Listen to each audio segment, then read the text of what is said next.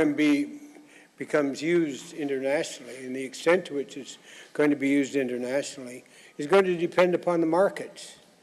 So anything you can do to make the RMB a more attractive currency then will make it more favorably looked upon in the markets. What people are looking at is the stability of its value or possible upsurge, movement in its value, capital gains, and of course the usability, the extent to which it can be used. The typical currencies that have become the best in the world and the best historically have always been very convertible currencies. Now, the RMB is not convertible yet, so if you wanted to make it internationally widely used, much more widely used, the best thing to do would be to make it convertible. So you'd have to, what the government would have to then decide is whether the gains from enhancing the value of the international value and role of the RMB are going to be enough to compensate for any perceived losses that would incur in making the RMB convertible. Now, when I talk about losses, what I mean is that the question of convertibility is always a difficult subject to put your fingers on exactly. But you should bear in mind that in the period after World War II, all the European currencies, all the currencies in the world except the US dollar and the Swiss franc, and I guess the Panamanian Balboa, all of them were inconvertible. You couldn't buy for 20 years after the war, most European countries, you couldn't exchange your currencies into the, so there's the countries like India and most countries in Iran and Asia aren't convertible. Just a few currencies are convertible.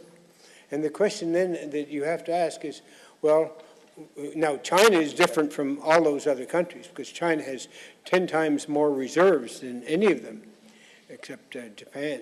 And I'm not putting Japan in the same class. China has enough reserves, but let's suppose that when you make the RMB completely convertible, let's say just into dollars, let's say that the demand for people who have bank accounts, assets in RMB assets is $500 billion or $1 trillion, taking all of China together. That would be a large amount. That would be a quarter of 1 year's GDP. But then the cost of that would be that you take the $2 trillion that's in the central bank today and give $1 trillion to the public, and then the public could invest that the way they want in foreign assets. And instead of, the alternative would be for the central government to do its own, to set up in the CIC and invest $1 trillion of assets on behalf of the Chinese people. So the question is, how you make this decision is a difficult one, but from the standpoint of economic power, it's more powerful for the country to keep centralize the reserves. It concentrates the power more. If you decentralize it, it's less. On the other hand, it may create a more efficient society, and those people who get the money might be able to invest it abroad in ways that are more efficient. They may make better decisions. But in terms of the control over assets, it's a difficult question to answer. I tend to be a conservative on it and say don't do it too rapidly because China's gained so much from it in this period. Remember, some people were pushing convertibility onto China 8 or 9 years ago when China had $150 billion or $200 billion.